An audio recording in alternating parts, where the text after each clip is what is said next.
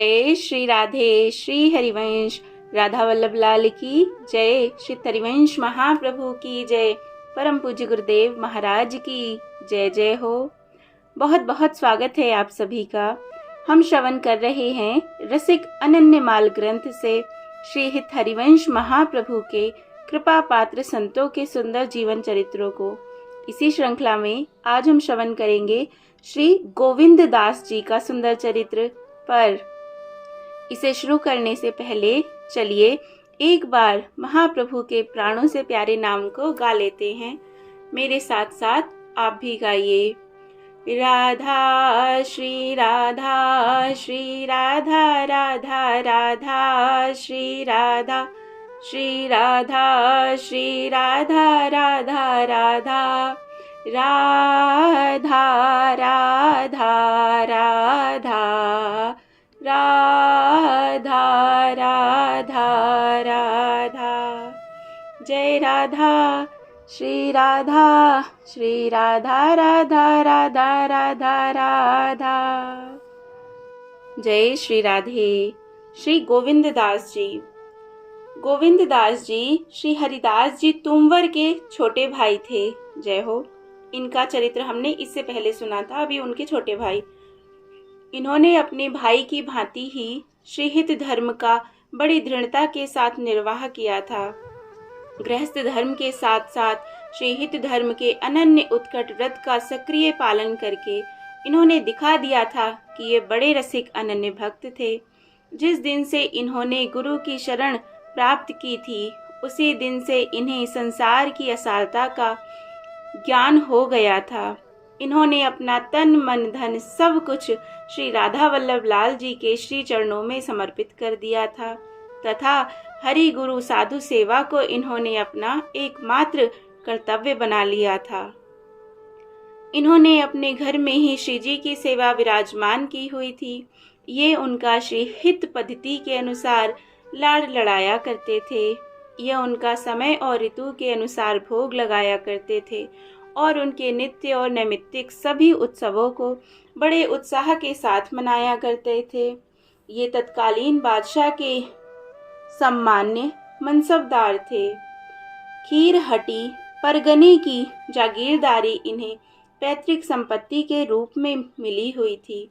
इसी परगने के बिहारीपुर गांव में राजर्षि के नाम से विख्यात ये महा विरक्तिपूर्ण जीवन व्यतीत किया करते थे। गोविंद दास जी अपने समय के एक अद्वितीय वंशी वादक थे। विशेषता यह थी कि ये अपनी मुरली एकमात्र अपने इष्ट को ही सुनाते थे, अन्य किसी को नहीं। यह आपका प्रण था। आपकी इस संगीत प्रियता के कारण गायक साधुजनों के साथ साथ अन्य गुणी जनों की भी भीड़ इनके यहाँ लगी ही रहती और प्राय प्रतिदिन इनके सेव्य के समक्ष विविध वाद्य यंत्रों के साथ ये मुरली वादन किया करते थे। जय जय। एक बार बादशाह ने इन्हें दिल्ली बुलाया। बादशाह के प्रिय पात्र होने के कारण इन्हें दिल्ली तो जाना पड़ा, किंतु ये अपने इष्ट की सेवा अपने साथ ही ले गए। ये दिल्ली में भी लगभग 4 घंटे तक अपने इष्ट की अनुराग सहित सेवा करने एवं प्रसाद ग्रहण करने के बाद ही दरबार में उपस्थित होते थे। यह इनका दैनिक नियम था। इनकी वंशी वादन की कला तो विख्यात थी ही, इसके साथ ही अपने इष्ट के सामने ही वंशी बजाने का इनका प्रण भी सभी को ज्ञात हो चुका था। बादशाह की इन पर प्रीतिपूर्ण दृष्टि देखकर कुछ अन्य मनसबदार इनसे मन ही मन जला करते थे। अतः इनके इस प्रण से कुछ फायदा उठाने की गरज से उन्होंने बादशाह से इनकी चुगली करते हुए उन्हें इनके दरबार में ही वंशी बजाने के लिए तैयार कर लिया। एक दिन बादशाह ने इनसे कहा कि हमने सुना है कि आप मुरली बहुत अच्छी बजाते हैं। हमारी इच्छा है कि आज आप दरबार में ही वंशी बजाएं और हम सभी को उसकी स्वर लहरियों में डुबाने का आनंद लाभ प्रदान करें। गोविंद दास जी तो अपने इष्ट के अनन्य भक्त थे। ये निर्भीक होकर बादशाह से बोले कि महाराज, मेरी मुरली तो मुरलीधर जी के सामने ही बजती है और उन्हीं के आगे ही बजेगी। आपके आगे तो तलवार बजा करती है। बादशाह इस बात को सुनते ही क्रोधित हो गया और रोष भरे शब्दों में कहा कि यदि आप ऐसे ही तलवार चलाने वाले हो तो मेरे अजित दुश्मन अंबर राज के सिर पर इसे मार के दिखाओ, तभी आपकी प्रतिज्ञा सत्य समझी जाएगी। गोविंददास जी ने उसी समय वहीं पर खड़े होकर प्रतिज्ञा की, मैं अभी जाकर उस पर तलवार चलाकर आऊंगा, और उसी समय चल दिए।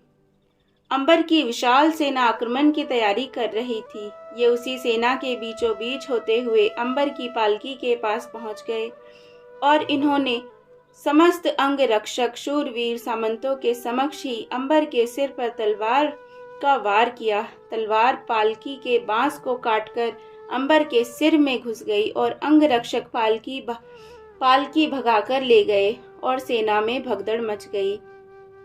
गोविंददास जी के चमत्कारपूर्ण इस पराक्रम की सच्चे शूरवीरों में अत्यंत सराहना की। इस घटना के बाद बादशाह के हृदय में इनकी वीरता की छाप अमिट रूप से पड़ी और चुगलखोरों का मुंह सदा के लिए बंद हो गया। गोविंददास जी जितने सेवा में निपुण थे उतने व्यवहार कुशल भी थे। अपने इष्ट के अनन्य आश्रय के बल पर इन्होंने बादशाह का तनिक भी भय नहीं माना। जिस बादशाह के सेवकों से बड़े बड़े राजा महाराजा डरते थे, गोविंददास जी ने उन्हें गोविंद के बल पर तिनके के समान भी नहीं गिना।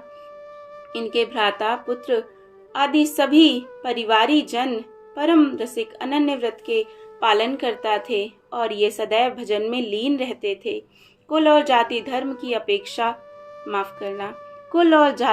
की उपेक्षा करके गोविंददास जी ने अपने गुरु की आज्ञा से अपनी पुत्री को अपने से नीची जाति के परिवार में दे दिया, किंतु श्रीहित जी महाराज के श्रीहित धर्म की अनन्यता की रक्षा करके परमार्थ की स्थापना करी। जय जय श्री राधे, जय जय श्री राधे।